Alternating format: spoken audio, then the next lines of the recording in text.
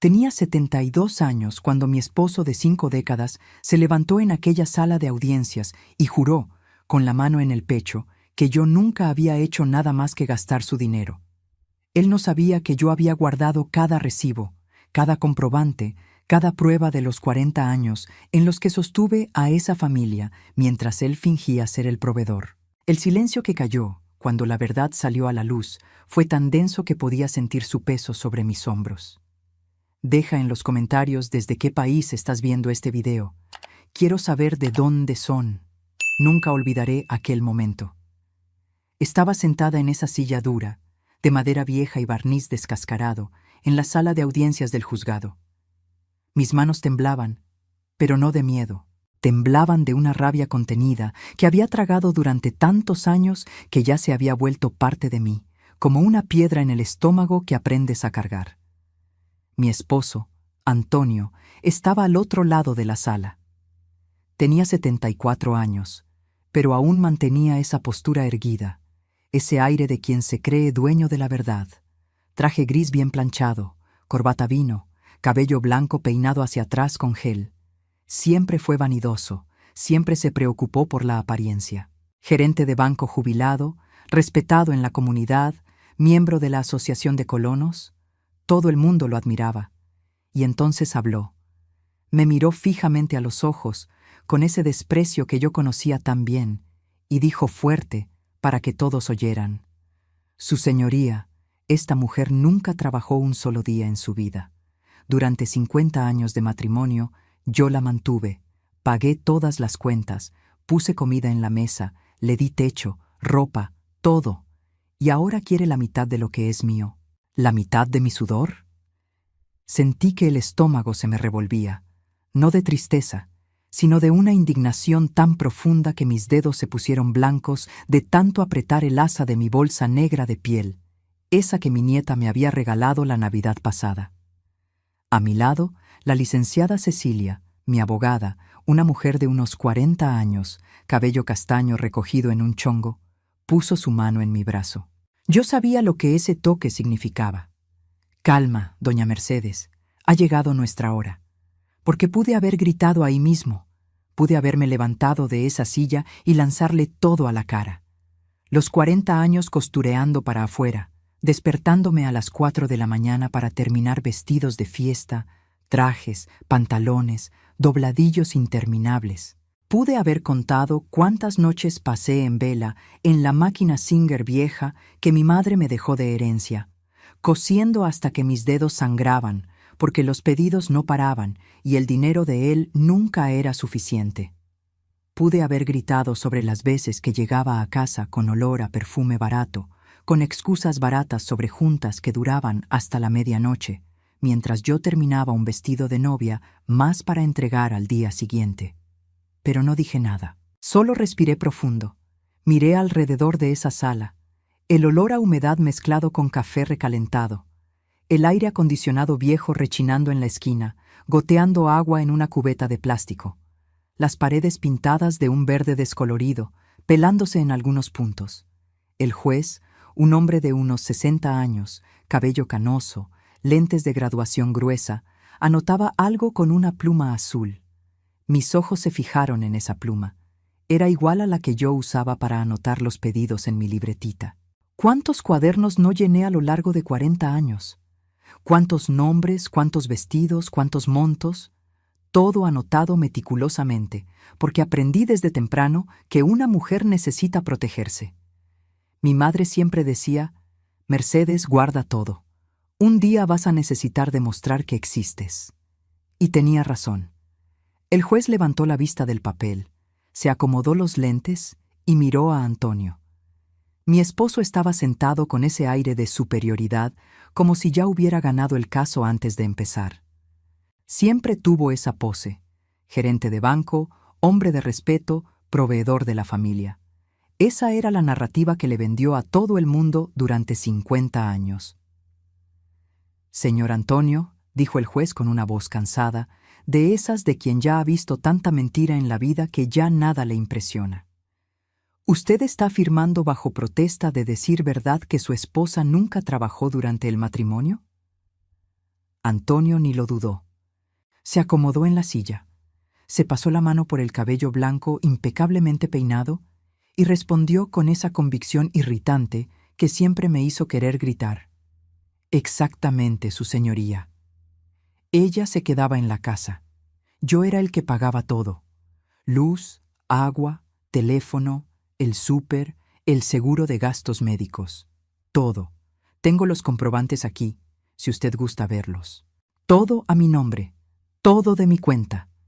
Vi a su abogada, una mujer de unos 50 años, rubia, de tacones altos y portafolio de piel caro, asentar con la cabeza, como diciendo, así es, puede confiar. Vi a mi hija, Guadalupe, que estaba sentada en la banca de atrás, porque insistió en venir conmigo, apretar los puños. Ella sabía, mis hijos sabían, pero nadie más que yo. La licenciada Cecilia y Lourdes, mi comadre y mejor amiga, sabía cuánto había guardado. El juez tamborileó los dedos sobre la mesa, luego miró a la licenciada Cecilia. Licenciada, ¿la defensa tiene algo que declarar sobre esta afirmación? Cecilia se levantó despacio. Estaba impecable. Traje sastre negro, cabello recogido, ese aire de quien sabe exactamente lo que está haciendo. Puso su carpeta sobre la mesa, la abrió con calma y sacó de adentro una memoria USB. Una memoria roja, pequeñita, pero que cargaba 50 años de mi vida. Su señoría, dijo con esa voz firme, mi cliente desea presentar pruebas documentales que contradicen integralmente la afirmación del demandado. Antonio soltó una risita. La oí. Fue una risita baja, burlona, como si estuviera pensando. ¿Qué pruebas? Ella no tiene nada. Pero yo tenía, lo tenía todo. El juez tomó la memoria, la conectó en su computadora. La sala se quedó en silencio, solo el sonido del ratón haciendo clic, de carpetas abriéndose. Y entonces el juez comenzó a bajar la pantalla despacio. Sus ojos iban bajando, bajando, bajando por la página. Vi el momento exacto en que lo entendió. Dejó de bajar, regresó al inicio, abrió una carpeta, luego otra, luego otra. Abrió un PDF, le dio zoom, leyó, y entonces, por primera vez desde que entramos en esa sala, vi a ese hombre de 60 años, que probablemente ya lo había visto todo en su carrera, fruncir el ceño. Se quitó los lentes, los limpió con la punta de la corbata, se los volvió a poner, miró de nuevo la pantalla. Señor Antonio, dijo el juez, y juro que se podía cortar la tensión de esa sala con un cuchillo. Aquí estoy viendo comprobantes de depósitos bancarios a nombre de la señora Mercedes Silva en el periodo de 1975 a 2025. Son recibos de pago por servicios de costura, 50 años de recibos. Cantidades que varían de 10,000 a 60,000 pesos mensuales, dependiendo de la época y la devaluación. El silencio que cayó fue absoluto. Oí a Antonio tragar saliva. Vi cómo el color desaparecía de su rostro. Señor Antonio, continuó el juez, aquí también estoy viendo un comprobante de transferencia de la señora Mercedes por la cantidad de 800,000 pesos, referente a la compra de un terreno en 1988, donde fue construida la casa donde usted reside actualmente. Este comprobante está certificado ante notario. ¿Usted tiene conocimiento de esto? Antonio abrió la boca, la cerró. La abrió de nuevo. Parecía un pez fuera del agua. Su señoría, eso fue... Y aquí, continuó el juez, ahora hojeando otras páginas en la pantalla, veo un recibo de 500,000 pesos referente a la construcción de la casa en 1990, pagado íntegramente por la señora Mercedes. Señor Antonio, solo para que yo entienda, la casa donde usted vive, cuyo terreno fue comprado por su esposa, cuya construcción fue pagada por su esposa, ¿usted me está diciendo que ella no trabajó? Sentí un escalofrío subir por mi espalda. No era de miedo. Era de algo que no sentía hace mucho tiempo. Era poder. Era la sensación de que, finalmente, alguien estaba viendo, alguien estaba escuchando, alguien estaba creyendo. Antonio intentó recomponerse, siempre fue bueno en eso. Siempre fue bueno para voltear las cosas, para hacerte dudar de tu propia realidad. Se ajustó la corbata, se aclaró la garganta. Su señoría, con todo respeto, mi exesposa hacía unos trabajitos de costura, sí, pero eso no es trabajo de verdad. Ella se quedaba en la casa, en la máquina de coser. No tenía patrón, no tenía horario fijo, no tenía responsabilidad. Yo sí trabajaba de verdad, en el banco, con presión, con metas. ¿Trabajitos? La voz de la licenciada Cecilia cortó el aire como una navaja. Su señoría, solicito permiso para presentar documentos complementarios. El juez asintió con la cabeza. Cecilia puso sobre la mesa una carpeta gruesa, pesada, llena de papeles. La abrió y empezó a sacar documento tras documento. Contratos de prestación de servicios entre la señora Mercedes Silva y la boutique Elegancia Pura, en el periodo de 1975 a 1995, totalizando 1.500.000 pesos en valores actuales. Contratos con el taller Velo y Azahar para confección de vestidos de novia en el periodo de 1980 a 2000, totalizando 2 millones de pesos. Contratos con la tienda Moda Fina para arreglos y ajustes en el periodo de 1990 a 2020, totalizando 1.200.000 pesos. Licenciada, dijo el juez levantando la mano. Ya entendí. Puede anexar eso a los autos.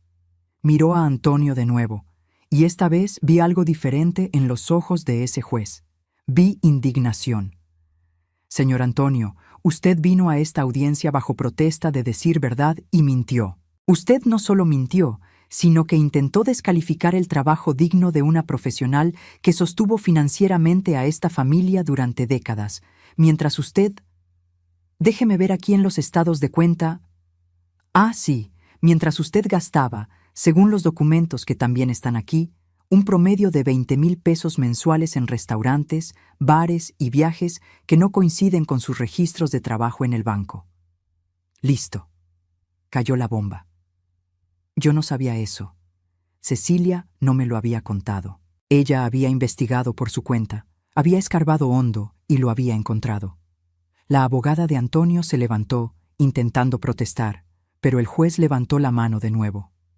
Voy a dar un receso de 15 minutos para que el demandado y su defensa revaloren su estrategia. Porque, señores, voy a ser muy claro. Si seguimos por este camino, no va a ser solo la liquidación de la sociedad conyugal lo que va a pesar contra el señor Antonio. Habrá dolo procesal, habrá indemnización por daños morales y hasta puedo considerar desacato dependiendo de cómo se comporte usted de aquí en adelante. ¿Está entendido? Antonio estaba pálido, blanco, sudando. Me miró. Yo le sostuve la mirada. No sonreí, no lloré. Solo lo miré firme, serena, porque había esperado 50 años por este momento. Y ahora, finalmente, la verdad estaba sobre la mesa. Pero para que entiendas cómo llegué hasta ahí, a esa sala de audiencias con una memoria roja llena de pruebas en la mano, necesito volver en el tiempo. Necesito contarte cómo empezó todo.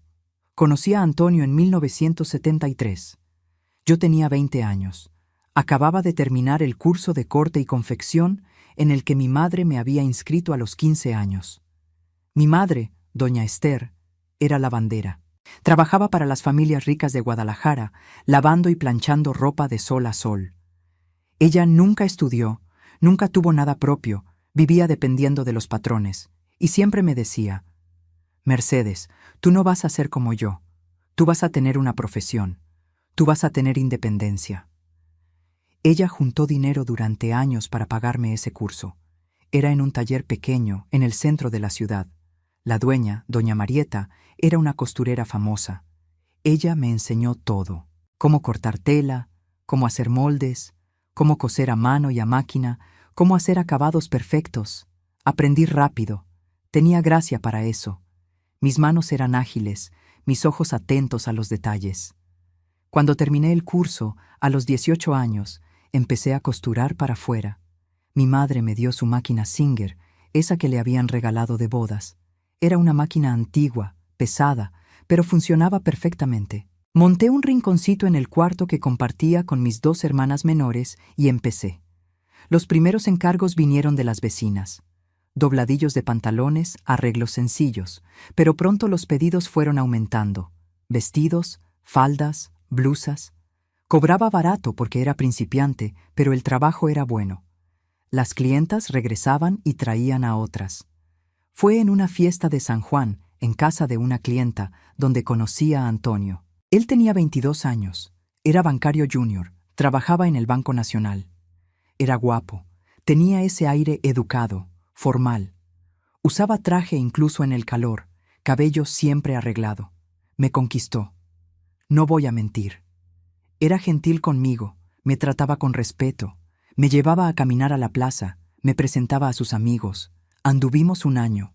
Pidió mi mano en la sala de mi madre, de la forma correcta, formal, pidiendo la bendición. Mi madre se puso feliz. Ella creía que yo había tenido suerte. Un bancario, un hombre con futuro. Yo también lo creía. Nos casamos en 1974. Fue una fiesta pequeña, en la iglesia del barrio, solo familia y amigos cercanos. Rentamos una casa pequeña, de 2 piezas y cocina, en una colonia sencilla. Yo seguí costureando. Me había llevado mi máquina Singer conmigo. Monté mi espacio de trabajo en un rincón de la sala. Al principio, a Antonio hasta le parecía interesante. Les contaba a sus colegas del banco: mi esposa es costurera, hace unos trabajos muy bonitos. Me pedía que le arreglara su ropa, que le hiciera dobladillos a sus pantalones nuevos. Yo lo hacía con gusto. Pero las cosas empezaron a cambiar cuando me embaracé de Guadalupe en 1975. Recuerdo el día en que se lo conté. Estábamos cenando arroz, frijoles y un pedazo de carne que yo había logrado estirar para toda la semana. Él llegó cansado del banco, quejándose del gerente, de la presión. Esperé a que comiera un poco, que respirara, y entonces dije: Antonio, estoy embarazada. Se detuvo con el tenedor en el aire, me miró, no sonrió. No se levantó para abrazarme, solo dijo: está bien, entonces vas a tener que dejar de coser por un tiempo, ¿no? Embarazada no puedes estar sentada en la máquina todo el día. No dejé de hacerlo. No podía dejarlo. El dinero de él no era suficiente. El sueldo de bancario junior apenas pagaba la renta y la comida. Seguí cosiendo hasta el último mes de embarazo. Seguí recibiendo pedidos, seguí trabajando, incluso con la panza enorme, incluso con el dolor de espalda, incluso con los pies hinchados. Guadalupe nació en marzo de 1976. Parto natural, 12 horas de labor. Cuando sostuve a esa niña en mis brazos, cuando miré ese rostrito perfecto, supe que había encontrado un nuevo propósito. Pero Antonio cambió después de que ella nació. Empezó a llegar cada vez más tarde del trabajo. Empezó a quejarse del ruido que la bebé hacía en la noche. Empezó a dormir en la sala porque necesitaba descansar para trabajar al día siguiente. Y cuando yo pedía ayuda, cuando le pedía que cargara a la bebé solo media hora para que yo pudiera bañarme, decía: Mercedes, yo trabajo todo el día. Tú te quedas en la casa. Esa es tu función. Mi función, como si cuidar a un recién nacido no fuera trabajo, como si despertarse cada 3 horas para amamantar no fuera agotador, como si cambiar pañales, bañar, calmar el llanto, todo eso no tuviera valor alguno. Pero yo no discutía, me lo tragaba y lo hacía. Y más que eso, seguí costureando. Porque los pedidos no paraban, en realidad, aumentaron. Mi reputación como costurera estaba creciendo. Las clientas me recomendaban con otras. Empecé a hacer vestidos de fiesta, vestidos de novia. Recuerdo noches enteras cosiendo con Guadalupe mamando del pecho. Me sentaba en la silla vieja de la sala, con la bebé en brazos, y cosía a mano los bordados delicados de los vestidos. Mis ojos ardían de sueño, mi espalda me dolía, pero no podía parar. Ese dinero era esencial. Ese dinero pagaba pañales, pagaba comida, pagaba medicinas, y cada mes, religiosamente, depositaba parte de lo que ganaba en la cuenta conjunta que habíamos abierto cuando nos casamos. Antonio decía que era para los gastos de la casa. Yo le creía. ¿Por qué no le creería? Era joven, ingenua, confiaba en mi esposo. En 1978 nació mi segundo hijo, Miguel Ángel. Otro embarazo que pasé cosiendo hasta el último día. Otro parto que enfrenté prácticamente sola, porque Antonio solo estuvo unas horas en el hospital y luego se fue a trabajar porque tenía una junta importante. Con 2 hijos pequeños, mi trabajo se volvió aún más difícil, pero me adapté. Cosía de madrugada cuando ellos dormían. Cosía mientras ellos jugaban en el suelo a mi lado. Cosía mientras el arroz se cocía en la estufa. Me volví maestra en hacer 1000 cosas al mismo tiempo. Y el dinero entraba. 1000 pesos en un mes, 1500 en el otro, 3000 dependiendo de los pedidos. Para la época, era mucho dinero. Más que el sueldo de Antonio, que en ese entonces ganaba unos 1800 pesos como bancario. Pero él nunca reconoció eso. Siempre decía, «Ay, Mercedes, esos tus trabajitos de costura están bien, pero quien paga las cuentas de verdad soy yo». Y yo le creía. Incluso viendo el dinero salir de mi mano, incluso sabiendo cuánto trabajaba, creía que él era el proveedor porque era lo que la sociedad decía. El hombre era el jefe de la familia. La mujer solo ayudaba. En 1985 a Antonio lo promovieron a gerente en el banco. Su sueldo subió bastante. Y fue ahí cuando empezó a hablar de comprar un terreno, construir una casa propia. Mercedes, no podemos estar pagando renta toda la vida.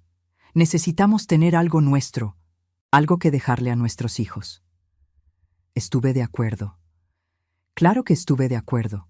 Yo también quería una casa propia, un lugar que fuera realmente nuestro. Empezamos a buscar. Vimos varios terrenos, y entonces encontramos ese. Era perfecto. En una calle tranquila de Zapopan, cerca de la escuela de los niños, con espacio suficiente para construir una casa buena. El precio era de 800,000 pesos de aquel entonces. Antonio fue al banco a intentar un financiamiento. Regresó frustrado. «Quieren que demos un enganche del 50%. Yo no tengo ese dinero, Mercedes. Vamos a tener que esperar».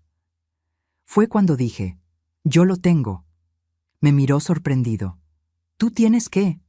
«Tengo el dinero del enganche». «¿Cómo que lo tienes?» «Antonio, trabajo hace más de 10 años. Siempre he guardado una parte de lo que gano. Tengo 900,000 pesos guardados en mi cuenta de ahorro». Nunca olvidaré su expresión. Fue una mezcla de sorpresa, incredulidad y algo más. Algo que no pude identificar en ese momento. Hoy sé lo que era. Era codicia. ¿Tienes 900,000 pesos guardados y nunca me dijiste? Pensé que era importante tener una reserva, para emergencias. ¿Y comprar una casa no es una emergencia? Dudé, pero terminé aceptando. Está bien, vamos a usarlo para comprar el terreno. Y fue lo que hicimos. Saqué 800,000 pesos de mi ahorro y pagamos el terreno de contado. El terreno quedó a nombre de los dos, porque estábamos casados por bienes mancomunados. Pero quien pagó fui yo. Todo el dinero salió de mi cuenta. En 1988 empezamos a construir la casa.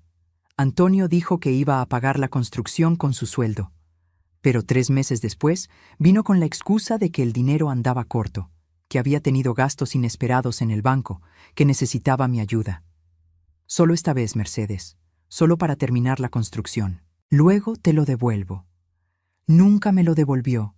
Pagué 500,000 pesos en la construcción de esa casa, sola, con el dinero que ganaba cosiendo de madrugada, los domingos, los días festivos, mientras cuidaba a 2 hijos pequeños, cocinaba, limpiaba, lavaba, planchaba. La casa quedó lista en 1990. Nos mudamos. Era linda. 3 recámaras, sala grande, cocina espaciosa, patio con árboles. Yo miraba esa casa y sentía orgullo. No porque fuera bonita, sino porque sabía cuánto había costado. Sabía cuántas noches en vela, cuántos vestidos cosidos, cuántas lágrimas tragadas. Pero Antonio nunca reconoció mi contribución. Llevaba a los amigos a conocer la casa que él había construido. Se jactaba con los colegas del banco sobre la casa que él le había dado a la familia. Y yo me quedaba callada, en la cocina, preparando el café para los invitados, invisible. Los años fueron pasando. 1990, 1995, 2000. Seguí costureando. Los pedidos nunca pararon. Al contrario, aumentaron. Me especialicé en vestidos de novia. Era un trabajo delicado, tardado, pero muy bien pagado. Cada vestido tardaba un mes en quedar listo. Cobraba entre 20 y 30 mil pesos por vestido, dependiendo del trabajo. Y cada mes, religiosamente, seguía depositando parte de mi dinero en la cuenta conjunta. 10,000, 15,000, 20,000, dependiendo del mes. Y yo creía que ese dinero se estaba usando para los gastos de la casa, para la educación de los hijos, para nuestro futuro. Mientras tanto, Antonio empezó a viajar más. Congresos bancarios, capacitaciones, juntas en otras ciudades como Monterrey o Ciudad de México. Siempre viajes de 2 o 3 días. Siempre con gastos pagados por el banco. O al menos era lo que él decía. Yo le creía. ¿Por qué no le creería? Estaba demasiado ocupada para desconfiar. Estaba demasiado cansada para cuestionar. Me despertaba a las 4 de la mañana para coser antes de que los niños despertaran.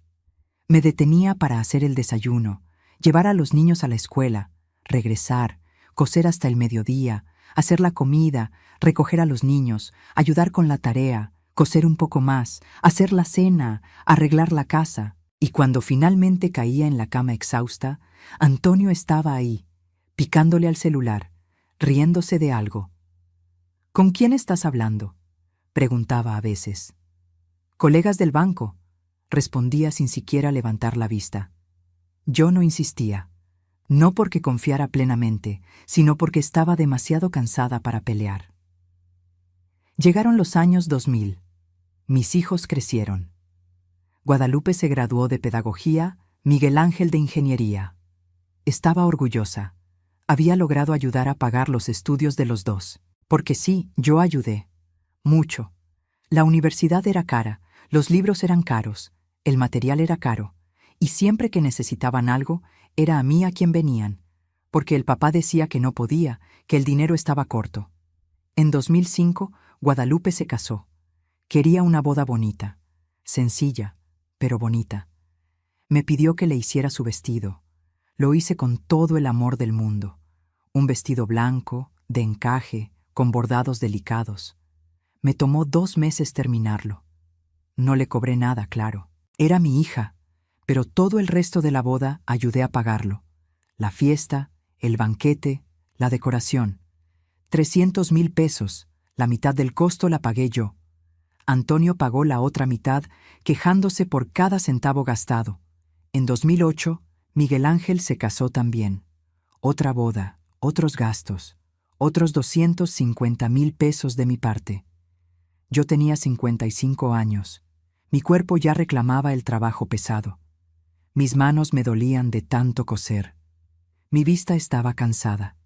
Pero no podía parar, porque incluso con los hijos criados, incluso con la casa pagada, las cuentas seguían llegando. Y el dinero de Antonio nunca era suficiente. Fue en 2010 cuando empezaron los nietos. Guadalupe tuvo gemelos, un niño y una niña. Miguel Ángel tuvo una niña. De repente era abuela de 3 niños hermosos. Y me encantaba ser abuela. Me encantaba cuidarlos los fines de semana, hacerles de comer, coserles ropita. Pero fue también en esa época cuando empecé a notar cosas raras. Antonio estaba diferente, más distante. Pasaba más tiempo en el celular, salía más, siempre con excusas. Una cena con colegas jubilados del banco, una carne asada en casa de un amigo, una reunión de la Asociación de Colonos. Yo no cuestionaba. Estaba cansada. Con 57 años, mi cuerpo ya no aguantaba más coser 10 horas al día. Había bajado un poco el ritmo, aceptaba menos pedidos, pero aún así seguía trabajando porque era lo que sabía hacer. Era mi identidad. Yo era Mercedes la costurera. Fue en 2015 cuando mi vida cambió. No de forma dramática, sino de forma definitiva. Estaba en casa, cosiendo un vestido de fiesta, cuando sonó el timbre. Era Lourdes, mi comadre y mejor amiga desde los 20 años. Ella era contadora. Tenía un despacho pequeño en el centro. Nos veíamos cada semana para tomar café y platicar. Pero ese día no había venido a platicar. Había venido a mostrarme algo. Mercedes, dijo, sentándose en el sofá de la sala. Necesito decirte algo, y no te va a gustar. Se me apretó el corazón. ¿Qué pasó? ¿Recuerdas que me pediste que organizara unos recibos para el SAT? Sí. Le di una mirada a los estados de cuenta de la cuenta conjunta que tienes con Antonio. ¿Y? Mercedes, hay cosas raras ahí.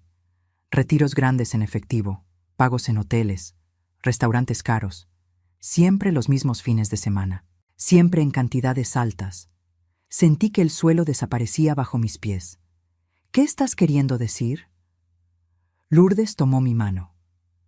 Mercedes, en los últimos 5 años, Antonio retiró más de 1.000.000 de la cuenta conjunta, sin justificación, y gastó otros 500.000 en cosas que no tienen nada que ver con la casa o con ustedes.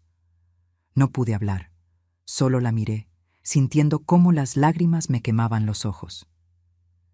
Creo que te está engañando, Mercedes, y está usando el dinero de ustedes, el dinero que tú depositas cada mes para mantener otra vida.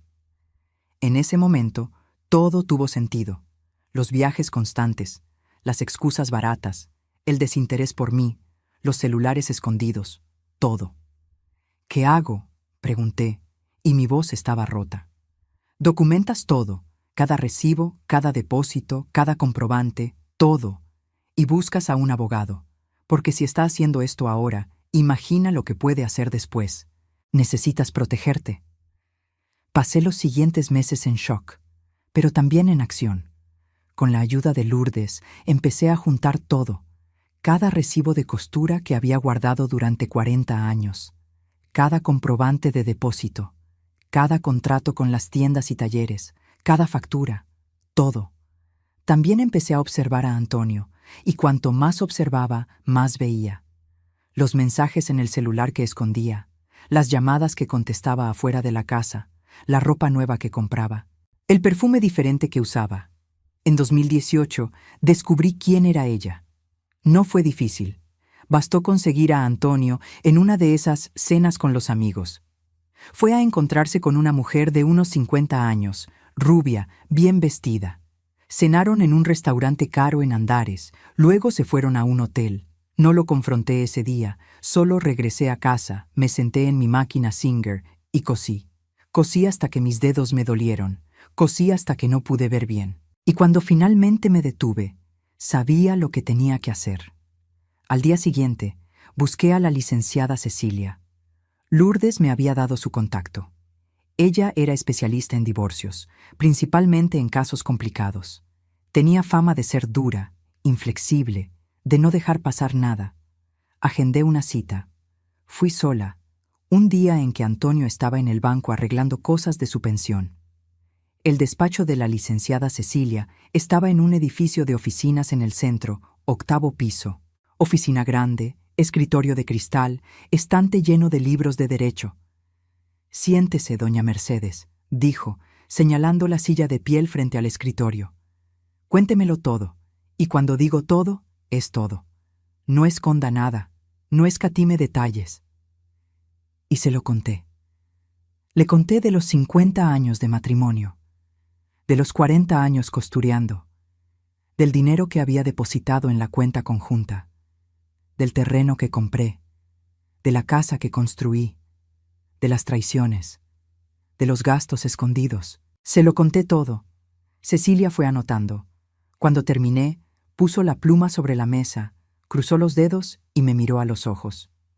«Doña Mercedes, tiene un caso muy fuerte, no solo para la repartición de bienes, sino para una indemnización por daños morales. Lo que él hizo se llama abuso patrimonial y apropiación indebida de recursos conyugales. Usted trabajó, contribuyó, sostuvo a la familia, y él la invisibilizó. Eso es grave». «¿Qué necesito hacer?», pregunté. «Primero, necesitamos todo documentado.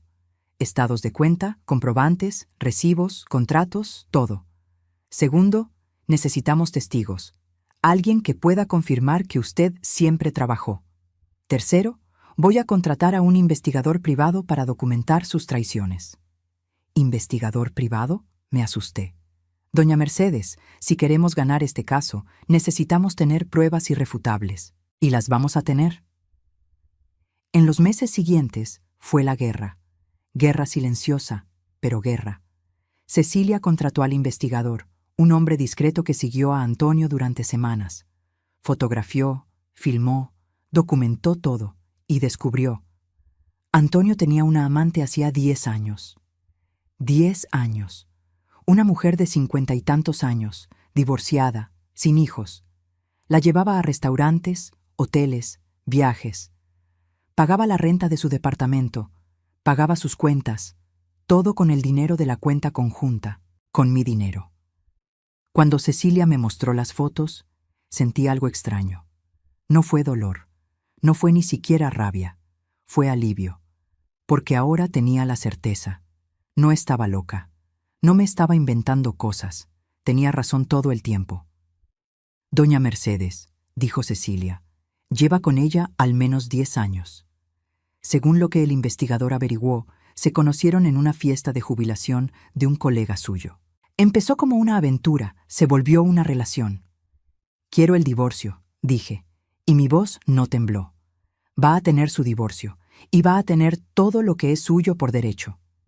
Pero Cecilia me pidió que esperara, que no confrontara a Antonio todavía, que juntáramos todas las pruebas primero, organizáramos todo, y solo entonces presentáramos la demanda.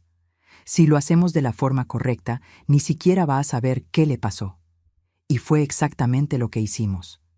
Durante los 2 años siguientes, entre 2018 y 2020, seguí viviendo esa vida de apariencias, haciendo la cena, durmiendo al lado de él, fingiendo que todo estaba bien.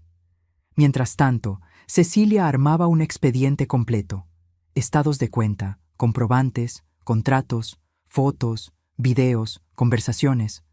Fue difícil. Fue una de las cosas más difíciles que he hecho en mi vida. Fingir que no sabía, fingir que no veía, pero sabía que era necesario. Era la única forma de garantizar que tendría justicia al final. En 2020 llegó la pandemia. El mundo se detuvo. Pero mi vida siguió. Seguí costureando, ahora también cubrebocas de tela que vendía para ayudar a la gente. Seguí depositando dinero en la cuenta conjunta. Seguí siendo invisible. Pero en 2022 decidí, ya basta. No aguantaba más fingir. No aguantaba más vivir en esa mentira. Fue un domingo en la mañana. Antonio estaba en la sala, viendo el fútbol. Llegué, apagué la televisión y dije, necesitamos hablar. Me miró irritado. Mercedes, estoy viendo el partido. Quiero el divorcio. Silencio. Parpadeó, procesó y entonces soltó una carcajada burlona. ¿Quieres el divorcio? ¿Tú, Mercedes? Por el amor de Dios. ¿Qué vas a hacer de la vida sin mí? No tienes dinero, no tienes nada. Eres una costurera retirada, dependes de mí. Y fue en ese momento cuando algo cambió dentro de mí. No sentí rabia, no sentí amargura. Sentí lástima. Lástima de un hombre tan arrogante que ni siquiera podía ver su propia caída. Está bien, Antonio, dije calmadamente. Vas a recibir los papeles del divorcio por notificación judicial y nos vemos en el juzgado. La bomba explotó una semana después. Antonio recibió la notificación en la casa. Yo estaba en mi rincón de costura cuando oí su grito. «Mercedes, Mercedes, ven aquí ahora mismo». Bajé despacio. Estaba en la sala, con el papel en la mano, el rostro rojo de rabia. ¿Qué es esto? Demanda de divorcio incausado con solicitud de liquidación de sociedad conyugal, indemnización por daños morales y abuso patrimonial. ¿Te volviste loca? No, respondí con calma. Desperté. No vas a conseguir nada, Mercedes, nada. Esta casa es mía, yo la pagué. Yo te mantuve durante 50 años. Tú no trabajas, no tienes derecho a nada. Ya lo veremos, dije, y subí de regreso a mi cuarto. Se quedó gritando unos minutos. Luego salió azotando la puerta. Desapareció. Regresó hasta la madrugada, borracho, y se durmió en el sofá. A partir de ahí, La guerra fue abierta. Él contrató a una abogada, una mujer que supe después que era conocida por ser agresiva, por usar tácticas de intimidación. Intentó llamarme varias veces. Nunca contesté. Todo pasaba por Cecilia. Antonio intentó vaciar la cuenta conjunta. Transfirió casi todo lo que había a una cuenta solo a su nombre. Pero Cecilia había previsto eso. Logró una medida cautelar bloqueando cualquier movimiento arriba de 5,000 pesos sin autorización judicial. Se puso furioso. Empezó a amenazarme. «Te vas a arrepentir, Mercedes. Te voy a dejar en la miseria. Voy a demostrar que eres una floja que nunca hizo nada en la vida». Pero yo ya no tenía miedo. Porque yo tenía algo que él no tenía, la verdad. Y pruebas. Muchas pruebas. La audiencia de conciliación se programó para inicios de 2023. Fuimos yo, Cecilia, Antonio y su abogada. Fue en una sala pequeña del juzgado familiar. La mediadora intentó hacernos llegar a un acuerdo. Antonio ofreció el 20% del valor de la casa. 20%. Lo rechacé. Lo aumentó al 30%. Lo rechacé de nuevo. «Su señoría», dijo Cecilia a la mediadora, «mi cliente no acepta menos del 60% del patrimonio total, más una indemnización por daños morales por la cantidad de 500,000 pesos. La abogada de Antonio casi se atraganta. «Eso es un absurdo. Mi cliente mantuvo a esta mujer durante 50 años. ¿Mantuvo?» Cecilia sonrió. «Su señoría, solicito que se fije fecha para la audiencia de desahogo de pruebas. Vamos a demostrar, documento por documento, quién mantuvo a quién». Y fue ahí donde el juez fijó la audiencia. Aquella audiencia que lo cambió todo. Pero hay una cosa que pasó en la semana antes de la audiencia, que necesito contar. Antonio intentó comprarme de nuevo. Apareció en la casa una noche con flores. Rosas amarillas, mis favoritas. «Mercedes», dijo, y su voz era casi suave. «Necesitamos parar con esto. Tenemos 50 años juntos. Tenemos hijos, nietos. Tenemos una historia. Vamos a empezar de nuevo. Admito que me equivoqué mucho, pero todavía te amo. Podemos arreglar esto». Tomé las flores, las miré, y entonces hablé, con la voz más tranquila que he tenido en mi vida. «Antonio, tú nunca me amaste, me usaste, me borraste, me hiciste menos. Gastaste el dinero que yo ganaba con mi trabajo para pagarle a tu amante, mientras yo criaba a tus hijos y cuidaba tu casa. Y ahora que estás acorralado, ahora que sabes que vas a perder todo, vienes con flores y palabras bonitas. No, ya no acepto nada. Te deseo buena suerte en el juzgado. La vas a necesitar». Y le cerré la puerta en la cara. Esa noche dormí mejor de lo que había dormido en años. Cuando regresamos a la sala de audiencias después de esos 15 minutos de receso, el clima había cambiado completamente. Antonio entró cabizbajo, la corbata floja, sudando. Su abogada tenía esa expresión tensa de quien sabe que perdió el control. Yo entré tranquila, con la frente en alto, con Cecilia a mi lado. El juez ya estaba sentado. Nos miró por encima de sus lentes. «Vamos a proseguir. Señor Antonio, ¿usted y su abogada tuvieron tiempo para revalorar su posición?» Su abogada se levantó. Intentó retomar el control. «Su señoría, mi cliente reconoce que hubo un malentendido en cuanto a la aportación de la solicitante. Sin embargo...» «Licenciada», interrumpió el juez, y su tono era de alguien que ya no tenía paciencia. «Voy a ser muy directo.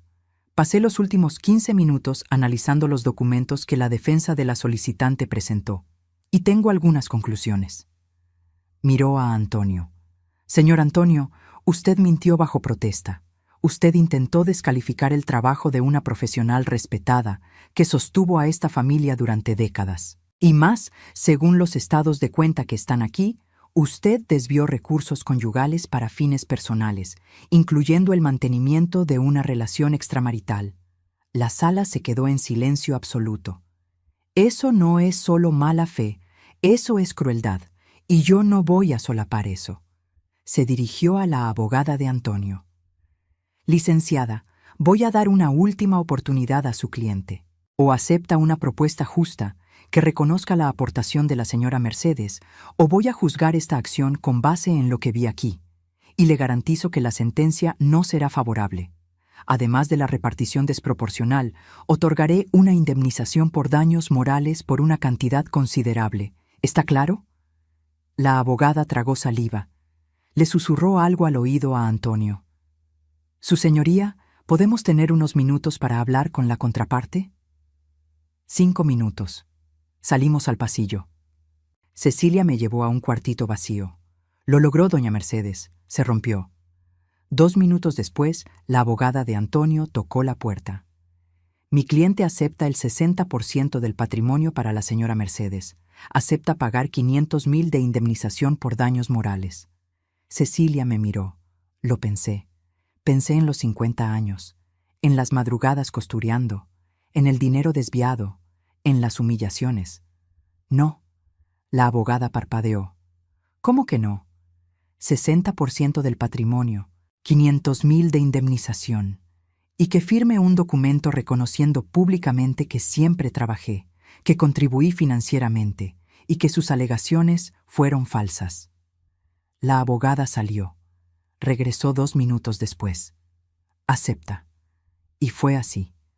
En ese cuartito frío, sin ventanas, del juzgado, gané. No solo el proceso, recuperé mi dignidad. Regresamos a la sala. El juez escuchó los términos, mandó a sentar todo. Entonces me miró. «Señora Mercedes, quiero que sepa que casos como el suyo son más comunes de lo que deberían ser. Mujeres que trabajan, que contribuyen, que sostienen y son borradas. Espero que esta sentencia sirva como recordatorio de que la justicia puede tardar, pero llega. Le deseo mucha suerte en su nueva vida». Sonreí. Agradecí. Y salí de esa sala con la frente en alto. Pero cuando estaba bajando las escaleras del juzgado, Antonio vino detrás de mí. Me alcanzó en el estacionamiento. «Mercedes, espera». Me detuve. Volteé. Estaba acabado. Ojos rojos, manos temblando. «Yo lo siento mucho, por todo. Fui un idiota, un cobarde. ¿Será que no podemos intentar de nuevo?» ¿Y saben qué sentí? Lástima. «Antonio, tú no me amas. Nunca me amaste. Amabas la idea de tener una mujer que te sirviera, que fuera invisible. Pero esa mujer ya no existe. Lo nuestro se acabó, de verdad». Le di la espalda. Me subí al coche.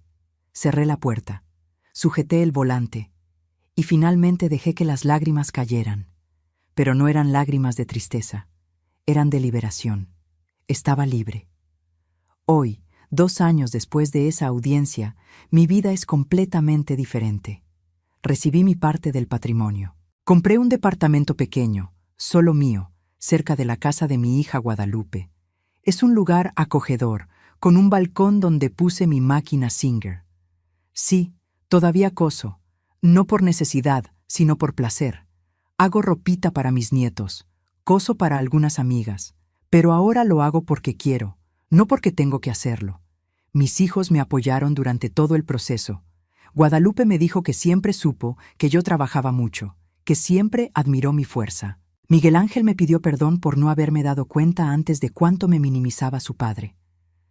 Antonio se casó con la amante 6 meses después del divorcio. Lo supe por amigos en común. No sentí nada. Ni rabia, ni celos, ni dolor. Solo indiferencia.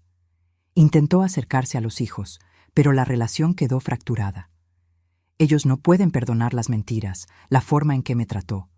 Lo visitan de vez en cuando por obligación, pero ya no hay esa cercanía de antes.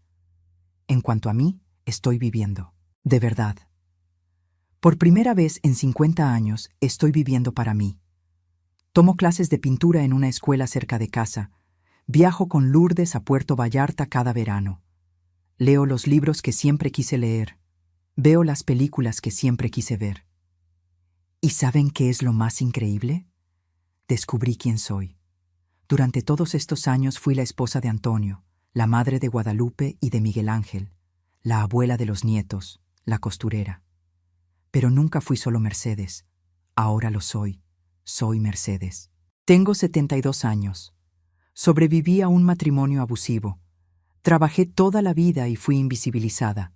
Pero al final, vencí. No porque gané el caso en el juzgado, sino porque recuperé mi dignidad, mi voz, mi identidad. A veces, tarde en la noche, me siento en mi balcón, miro las luces de la ciudad y pienso en todas las mujeres que pasaron por lo mismo que yo. Mujeres que trabajan, que sostienen, que cuidan, pero son borradas. Mujeres que creen que no tienen valor, que no tienen derechos, que no tienen voz. Y quiero decirle a cada una de ellas, sí tienes, siempre has tenido, solo necesitas creerlo, y si es necesario, tienes que luchar por ello, porque nadie te va a dar nada, tú tienes que buscarlo. Me tomó 50 años entender eso, pero lo entendí, y cambié mi vida. Hoy, cuando me miro al espejo, veo a una mujer fuerte, veo arrugas que cuentan historias, veo manos callosas de tanto trabajar. Veo ojos que vieron muchas cosas, que lloraron mucho, pero que aún brillan. Veo a una sobreviviente, a una ganadora. Y eso nadie me lo puede quitar. Si te gustó esta historia, suscríbete al canal, deja tu like y comenta aquí abajo qué te pareció. Y si quieres apoyar este tipo de contenido, considera hacerte miembro del canal. Tu contribución nos ayuda a seguir trayendo historias reales e inspiradoras como esta. Hasta la próxima.